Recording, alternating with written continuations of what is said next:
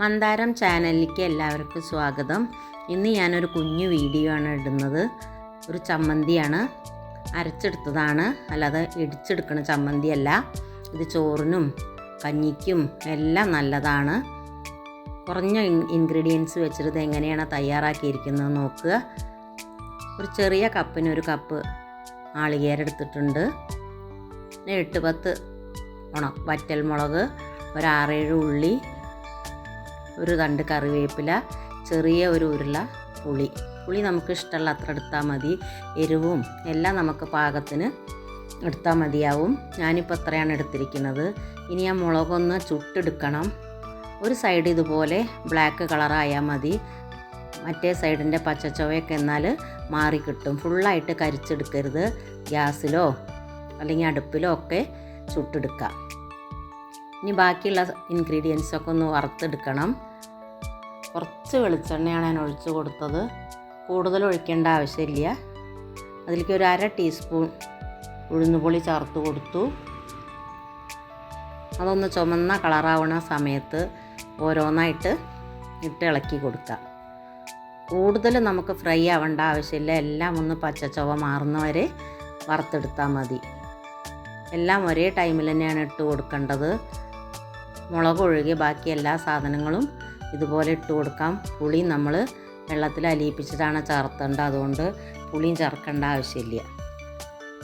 തേങ്ങയുടെയും അതുപോലെ ഈ ഉള്ളിയുടെയൊക്കെ ജലാംശം വറ്റണ വരെ ചെറിയ ചൂടിൽ വെച്ചിട്ട് ഒരു 2-3 മിനിറ്റ് നേരം ഇളക്കി കൊടുത്താൽ മതിയാവും. കൂടുതൽ നമുക്കിത് ഗോൾഡൻ ബ്രൗൺ കളറൊന്നും ആവണ്ട.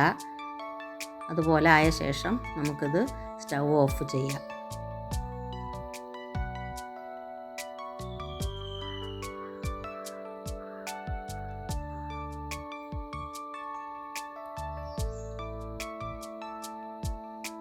ഇത് മതി, ഇനി ഓഫ് ചെയ്യാം. ഇനി ഇത് നല്ലതുപോലെ തണുത്ത ശേഷം വേണം അരച്ചെടുക്കാൻ വേണ്ടിയിട്ട്. അതിന് വേണ്ടിയിട്ട് ഇതുപോലെ ആ ഫ്രൈ പാനിൽ തന്നെ വെച്ചിട്ടൊന്ന് പരത്തി കൊടുക്കാം. പാത്രം മാറ്റിയെടുക്കേണ്ട ആവശ്യമൊന്നുമില്ല, ചെറിയ ചൂടേ ഉണ്ടാവുള്ളൂ. അതിലിരുന്നാലും കുഴപ്പമൊന്നുമില്ല. പിന്നെ നമ്മൾ എടുത്ത് വെച്ചിട്ടുള്ള പുളി ഞാനൊരു 1/4 ഗ്ലാസ് വെള്ളം ഒഴിച്ചിട്ടൊന്ന് ഇതുപോലെ അലിയിപ്പിച്ചിട്ടുണ്ട്. പുളി നേരിട്ടിട്ട് ഇട്ട് കൊടുത്താലും കുഴപ്പമൊന്നുമില്ല. പക്ഷെ അതിൻ്റെ കുരുവും അതുപോലെ ഇതുപോലെ കുറച്ച് തോടോ അഴുക്കോ ഒക്കെ ഉണ്ടെങ്കിൽ അത് പോവാൻ വേണ്ടിയിട്ട് നമുക്കതൊന്ന് അരിച്ചെടുക്കാം. ഇതിൻ്റെ വെള്ളമാണ് നമ്മൾ ഒഴിച്ച് കൊടുക്കേണ്ടത്. ഇതുപോലെ അരിച്ച് മാറ്റി വയ്ക്കാം.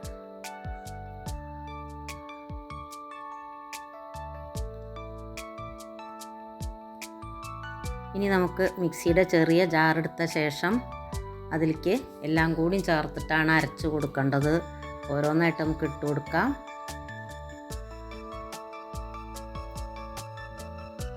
മുളക് ചേർത്തു.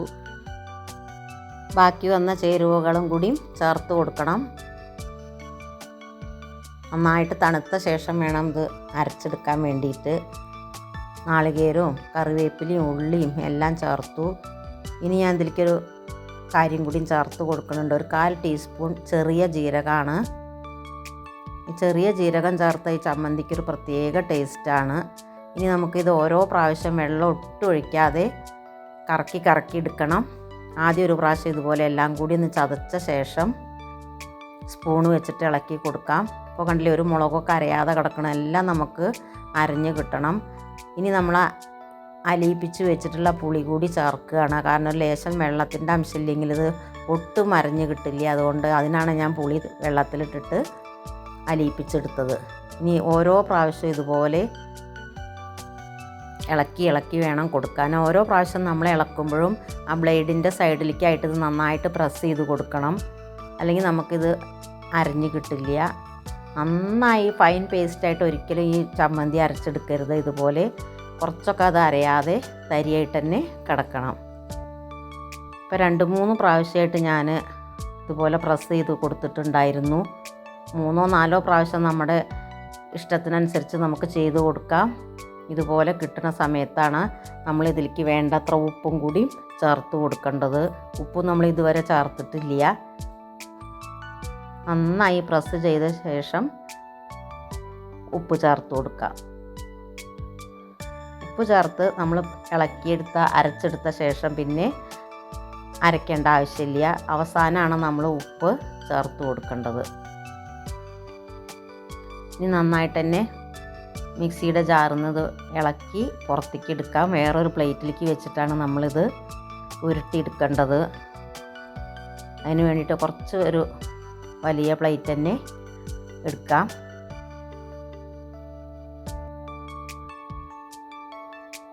എല്ലാം നമുക്ക് മിക്സിയുടെ ജാറിൽ നിന്ന് അതിലേക്ക് മാറ്റിയെടുത്ത ശേഷം കൈ വെച്ചിട്ട് വേണം നമ്മൾ ഈ ചമ്മന്തി ഉരുട്ടിയെടുക്കാൻ വേണ്ടിയിട്ട്. കൈ കൊണ്ട് നമ്മൾ നന്നായിട്ട് പ്രസ് ചെയ്തിട്ട് വേണം അത് ഉരുട്ടിയെടുക്കാൻ. നമ്മൾ അമ്മിയിൽ അരക്കുകയാണെങ്കിൽ ഇതുപോലെ തന്നെ ചെയ്യേണ്ടത്. ഇത്ര കൂടുതൽ ഇതുപോലെ തന്നെ അരഞ്ഞാൽ മതി, കൂടുതൽ അരയണ്ട. അമ്മിയിൽ അരക്കുകയാണ് ഒന്നും കൂടി ഇത് ടേസ്റ്റായിട്ട് കിട്ടുക. പക്ഷേ നമുക്കിപ്പോൾ സൗകര്യങ്ങളൊക്കെ മിക്സിയിൽ അരച്ചെടുക്കാനല്ലേ, അതുകൊണ്ട് മിക്സിയുടെ ജാറിലിട്ടിട്ട് തന്നെ എല്ലാവരും അരച്ചെടുത്താലും മതിയാവും. ഇതുപോലെ അത് ഉരുട്ടി ഒരു ബോളാക്കിയിട്ട് എടുക്കാം. ഇത്രയും മതി. നമ്മുടെ സ്വാദേറിയ ചമ്മന്തി ഇവിടെ റെഡിയായി. ഇനി ഇത് നമുക്ക് ഒരു പാത്രത്തിലേക്ക് മാറ്റാം. എൻ്റെ ഈ വീഡിയോ നിങ്ങൾക്കൊക്കെ ഇഷ്ടപ്പെട്ടു എന്ന് വിചാരിക്കുന്നു. ഇഷ്ടപ്പെട്ടാൽ ഒന്ന് ലൈക്ക് ചെയ്യൂ, ഷെയർ ചെയ്യണം, സബ്സ്ക്രൈബും കൂടി ചെയ്ത് എന്നെ ഹെൽപ്പ് ചെയ്യണം. ഞാൻ കുറച്ച് ഡിലേ ആയിട്ടുണ്ട് ഈ വീഡിയോ ഇടാൻ വേണ്ടിയിട്ട്. എനിക്ക് കുറച്ച് ഹോസ്പിറ്റൽ കേസൊക്കെ ആയിട്ട് കുറച്ച് സുഖമില്ലാത്തതായിരുന്നു. അതുകൊണ്ടാണ് ഈ വീഡിയോ കുറച്ച് ലേറ്റ് ആയത്. എല്ലാവരും എൻ്റെ വീഡിയോ സബ്സ്ക്രൈബ് ചെയ്ത് കാണണം. ഇനി ഞാൻ മറ്റൊരു വീഡിയോ ആയിട്ട് വരാം.